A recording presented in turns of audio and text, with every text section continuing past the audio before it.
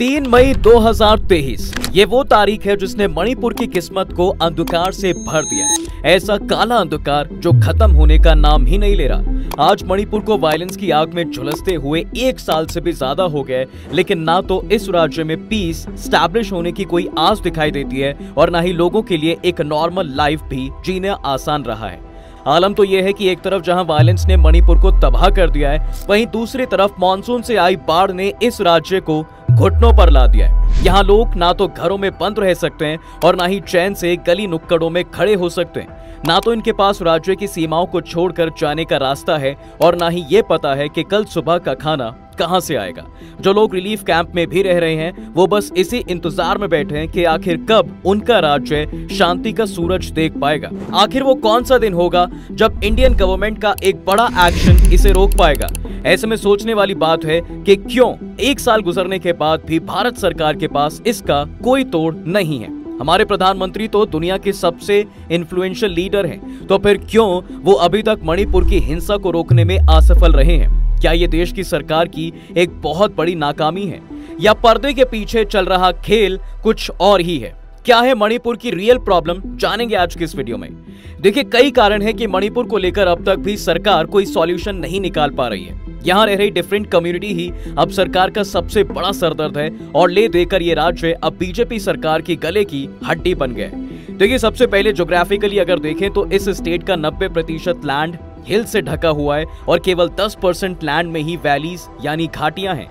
यहाँ एक तरफ जहां हिली रीजन हमेशा से नागा और कुर्की ट्राइब का घर रहा है, वहीं वैली रीजन में मेनली मैतेई कम्युनिटी के लोग रहते आए हैं। हालांकि मणिपुर स्टेट में ट्राइबल ग्रुप्स की आबादी 40% है, लेकिन ये 40% पॉपुलेशन मणिपुर की 90% हिली लैंड पर रहते हुए आए हैं। इन ट्राइब्स ग्रुप्स में नागा और कुकी के अलावा कई रिकॉग्नाइज्ड और अनरिकॉग्नाइज्ड ट्राइब्स भी शामिल हैं, जो मेनली क्रिश्चियन धर्म में विश्वास रखते हैं। मणिपुर की बची हुई 60% पॉपुलेशन है मैतेई ग्रुप की, जो राज्य के केवल 10% हिस्से में सिमटी हुई है। इस ग्रुप में वैष्णव, हिंदू और मुस्लिम धर्म को मानने वाले लोग शामिल हैं, जिनको आम भाषा में पंगल्स भी कहा जाता है। मणिपुर के ये दोनों एथनिक ग्रुप एक डिफरेंट कम्युनिटी, कल्चर और ट्रेडिशन को रिप्रेजेंट करते हैं। सरकार से अपनी रिप्रेजेंटेशन को लेकर इनकी मांग भी अलग है और ये मांग आज से नहीं बल्कि दशकों से है। इसे समझने के लिए अगर हम इनके इतिहास पर नजर डालें तो समझ आता है कि मणिपुर में हमेशा से एक कम्युनिटी रहती आई थी और ये थी मैतेई। सदियों पहले तक यहाँ पर मैतेई राजा का रूल था। मैतेई एक माइग्रेन क्लेन्स थे जो म्यांमार से इम्फाल वैली में आकर बसे। इन लोगों की अपनी कला, माइथोलॉजी, कल्चर और ट्रेडिशन थे। यहाँ तक कि ये लोग astronomy, medicine, religion, history, politics की भी अच्छी समझ रखते थे। वक्त के साथ साथ मैतेई क्लेन्स ने मणिपुर में न केवल अपना किंगडम बनाया बल्कि उसका एक्सपेंशन भी किया। इसी दौरान नागा और कुर्की ट्राइब्स भी मणिपुर के हिली रीजन में रहते थे। इतिहास में इनका जिक्र भले ही 11th और 13th सेंचुरी में मिलता है, लेकिन इन दोनों ही ट्राइब्स की अपनी एक अलग भाषा, कल्चर और ट्रेडिशन था, जो मैतेई किंगडम से बिल्कुल अलग था। कुल मिलाकर ट्राइबल और मैतेई लोगों के बीच कल्चरल डिफरेंसेस पहले से ही को एग्जिस्ट करता था, लेकिन वक्त के साथ ये डिफरेंसेस तब बढ़ते चले गए जब मैतेई किंगडम ने हिली ट्राइब्स पर दबाव बनाना शुरू कर दिया कि वो मैतेई कल्चर और ट्रेडिशन को अपना ले ताकि उनके किंगडम का एक्सपेंशन हो सके। मगर नागा, कुकी कभी ये मानने को तैयार नहीं हुए। नतीजा ये निकला कि दोनों कम्युनिटी के बीच डिफरेंसेस की दीवार बढ़ती चली गई। कई बार तो इसमें वायलेंस भी हुआ, लेकिन 1819 में जब बर्मीज एम्पायर ने मैतेई किंगडम को हरा दिया तो कहानी ही पलट गई। अब मणिपुर पर बर्मीज एम्पायर ने राज किया और 7 साल तक मणिपुर को पूरी तरह तबाह कर दिया। इस पीरियड को 7 years ऑफ डिस्ट्रक्शन कहकर बुलाया जाता है और इस दौरान कई घर जलाए गए, साम्राज्य को लूटा गया। इसका नतीजा ये हुआ कि कई ट्राइब्स की सेटलमेंट्स तबाह हो गई, भारी संख्या में लोग मारे गए और ट्राइबल लोगों को 7 साल तक इस अत्याचार को सहना भी पड़ा। फिर ये सब खत्म हुआ साल 1826 में, जब ब्रिटिशर्स ने बर्मा एम्पायर को हराकर मणिपुर को अपने कंट्रोल में लिया।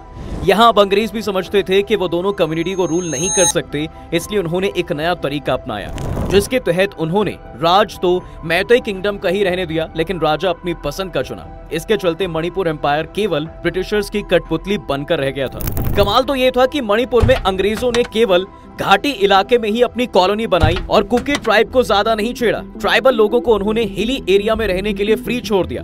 भारत के बाकी राज्यों की तरह यहाँ भी ब्रिटिशर्स ने धीरे धीरे अपने रंग दिखाए and divide and rule strategy का सहारा लेकर दोनों ही एथनिक ग्रुप्स में पनप रही दूरियों को बढ़ा दिया।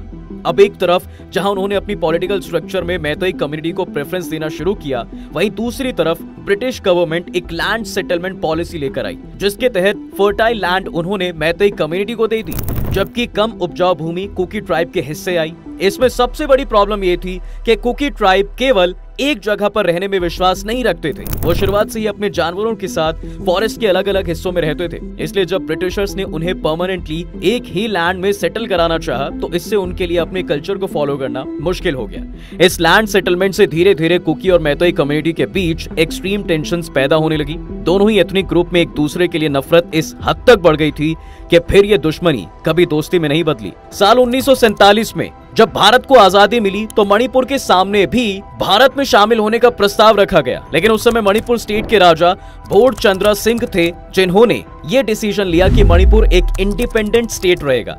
वो ना तो भारत में शामिल होगा और ना ही पाकिस्तान का हिस्सा होगा। लेकिन मणिपुर की ज्योग्राफिकल लोकेशन म्यांमार और चाइना बॉर्डर पर होने की वजह से ये जगह भारत के लिए स्ट्रैटेजिक थी। इंडियन गवर्नमेंट जानती थी कि मणिपुर के जरिए चाइना इंडियन बॉर्डर्स में घुसपैठ कर सकता है और ये इंडिया की सिक्योरिटी के लिए थ्रेट बन सकता है। इसलिए मणिपुर पर अपनी पकड़ बनाना इंडिया के लिए जरूरी था। इसलिए 1949 में भारत सरकार ने मणिपुर के राजा को हाउस अरेस्ट किया, उससे मर्जर अग्रीमेंट साइन करा लिया। इससे मणिपुर इंडिया की यूनियन टेरिटरी में शामिल हो गया। लेकिन प्रॉब्लम ये थी कि उन दिनों मणिपुर में राजा के खिलाफ पहले से ही प्रोटेस्ट तेज हो चुके थे। वहां एक लेजिस्लेटिव असेंबली भी फॉर्म हो चुकी थी। ऐसे में लोगों ने मान लिया कि राजा ने अग्रीमेंट साइन करने से पहले लेजिस्लेटिव असेंबली की परमिशन नहीं ली और ये मर्जर इलीगल था। कुल मिलाकर इस मर्जर से ना तो मैतेई कम्युनिटी खुश थी और ना ही नागा कुकी ट्राइब, क्योंकि मणिपुर को सेंट्रल गवर्नमेंट चला रही थी, जबकि नागा ट्राइब चाहती थी कि असम, अरुणाचल प्रदेश और मणिपुर में मौजूद नागा ट्राइबल एरियाज नागालैंड में मिल जाएं।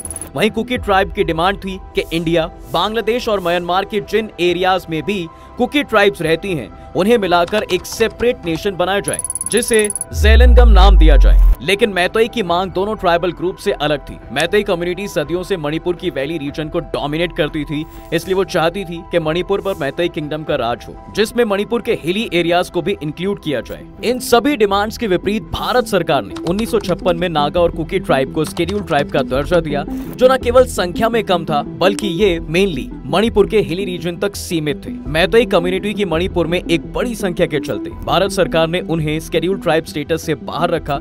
इसके अलावा उन्हें हिली एरियाज में जमीन खरीदने के अधिकार से भी वंचित कर दिया, जबकि कुकी और नागाज को ये राइट दिया गया था कि वो मणिपुर में कहीं भी जमीन खरीद सकते हैं। इस फैसले से न केवल मैतेई कम्युनिटी के लिए भेदभाव लगा, बल्कि ट्राइबल ग्रुप्स को भी इन राइट से खुशी नहीं मिली, क्योंकि वो तो एक आजाद कुकी लैंड और नागालैंड चाह रहे थे। इसलिए तो वहां ऐसे इंसर्जेंट ग्रुप हमेशा से एक्टिवेटेड रहे हैं, जो अपनी अपनी लड़ाई लड़ते रहे।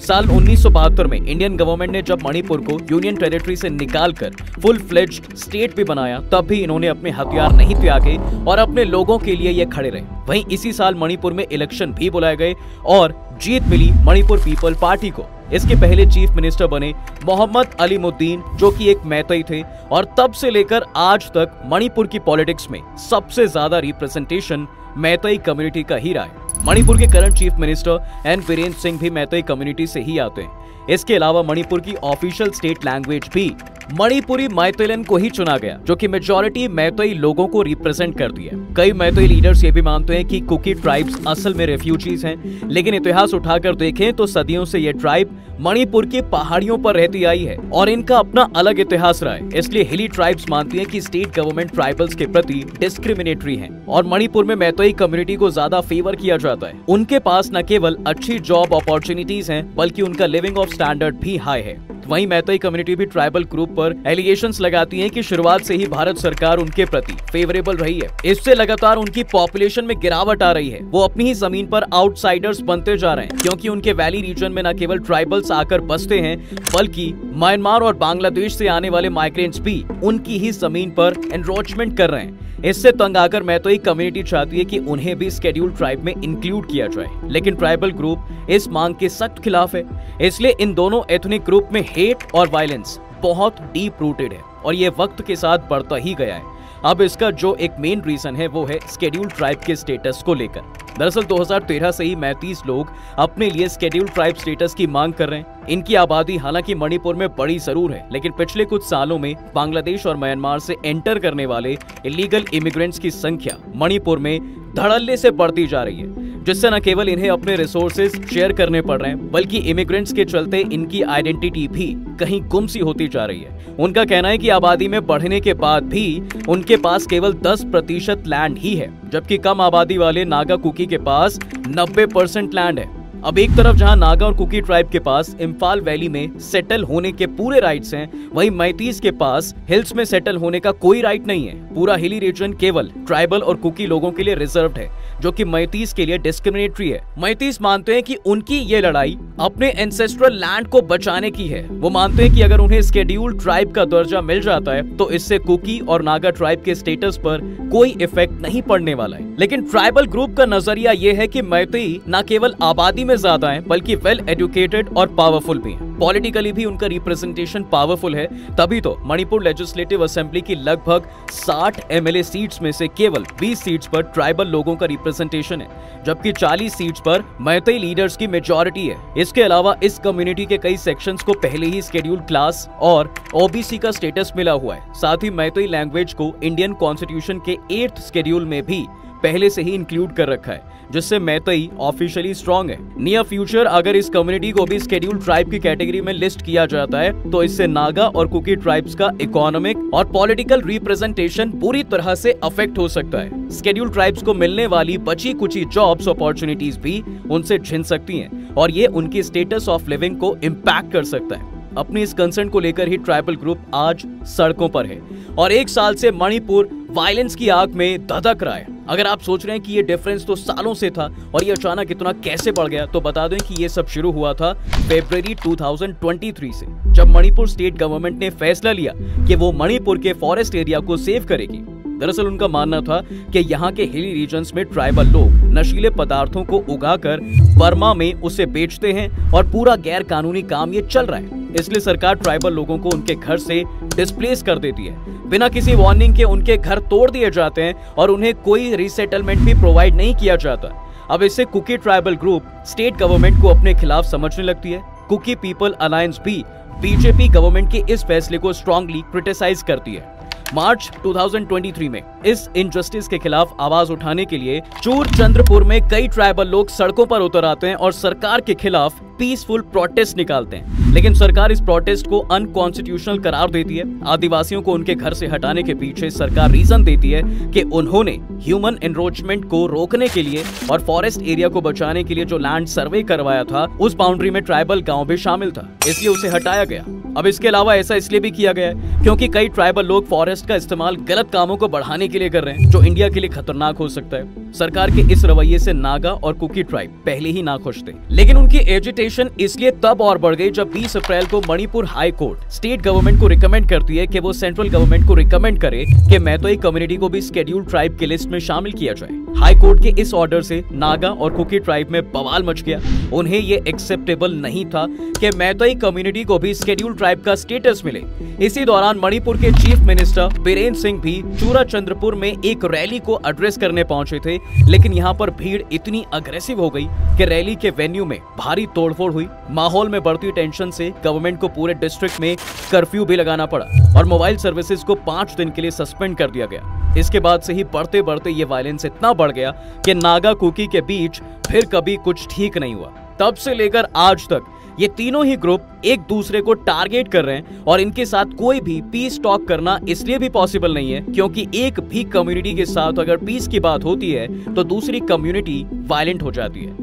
आलम तो यह है कि मणिपुर में आज हर कम्युनिटी के अपने इंसर्जेंट ग्रुप्स हैं जिन्हें ये इलीगली फंड करते हैं। कुकी से लेकर नागा और मैतेई तक कोई भी कम्युनिटी मिलिटेंट ग्रुप बनाने में पीछे नहीं रही है और इसलिए मणिपुर मैतेई और ट्राइबल के बीच की लड़ाई आज वायलेंस में बदल चुकी है। हालात कुछ ऐसे हैं कि स्टेट और सेंट्रल गवर्नमेंट अगर मैतेई को शेड्यूल्ड ट्राइब का दर्जा दे देती है तो ट्राइबल ग्रुप इसे अपने कल्चर और ट्रेडिशन पर चोट समझेंगे। वहीं अगर स्टेट और सेंट्रल गवर्नमेंट मैतेई कम्युनिटी को शेड्यूल ट्राइब से बाहर रखती है तो मैतेई कम्युनिटी इस पर भी कभी राजी नहीं होंगे। ऊपर से कुकी और नागा की आपस में लेकर एक लंबी लड़ाई है और इनके बीच भी कोई अग्रीमेंट करना आसान नहीं है। हम ये कह सकते हैं कि इंडियन गवर्नमेंट के लिए किसी भी नतीजे पर पहुंचना आसान नहीं है, लेकिन इसका ये मतलब भी नहीं है कि मणिपुर में चल रही वायलेंस को यूं ही चलने दिया जाए। ये बीजेपी सरकार का फेलियर है कि वो अब तक भी यहाँ किसी एक ग्रुप को शांत कराने में फेल है। खुद आरएसएस अध्यक्ष ने यह बात कुछ महीने पहले कही थी कि मणिपुर शांति की राह देख रहे हैं और दुख की बात है कि सरकार अभी तक भी एक बड़ा डिसीजन नहीं ले पाई है। हमें ये समझना चाहिए कि जैसे शरीर का अंग चलने पर उससे ऐसे ही नहीं छोड़ दिया जाता, वैसे ही तबाही की तरफ मणिपुर को बचाना जरूरी है। हम ये भी कह सकते हैं कि मणिपुर के दर्द को इकोनॉमिकल डेवलपमेंट से कम किया जा सकता है। यहाँ स्टेट गवर्नमेंट और सेंट्रल गवर्नमेंट को ऐसी स्कीम इंट्रोड्यूस करने की जरूरत है जिससे दोनों कम्युनिटीज इकोनॉमिकली एक दूसरे पर इंडिपेंडेंट हो जाएं और धीरे धीरे दोनों एथनिक ग्रुप्स के बीच एक पीस स्टैब्लिश हो जाए। इसी के साथ सरकार को एनरोचमेंट और इलीगल माइग्रेंट्स को लेकर स्ट्रॉन्ग एक्ट्स बनाने की जरूरत है ताकि दोनों कम्युनिटीज अपने लैंड पर प्रोटेक्टेड और सेफ महसूस कर सके और कल्चर को खोने का डर उनके जहन से निकल जाए। बाकी आपका इस पर क्या कहना है हमें कमेंट में जरूर बताएं। इसी के साथ हम आपसे विदा लेते हैं। उम्मीद है कि आपको ये वीडियो जरूर पसंद आया होगा। आप इस वीडियो को अपने दोस्तों के साथ शेयर करना बिल्कुल ना भूलें, साथ ही चैनल को सब्सक्राइब जरूर कर दें।